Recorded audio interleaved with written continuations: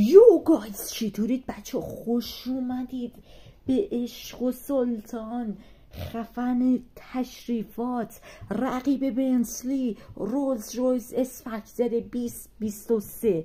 یه ماشین کاملا جالب، جدید، نوع جدید، ماشین کاملا برقیه، 580 اسب بخار داره، 900 نیوتن متر گشتاور، چیز کمی نیست. 0 تا 100ش 4.5 ثانیه پر میکنه. واسه این ماشین تشریفاتی عالیه.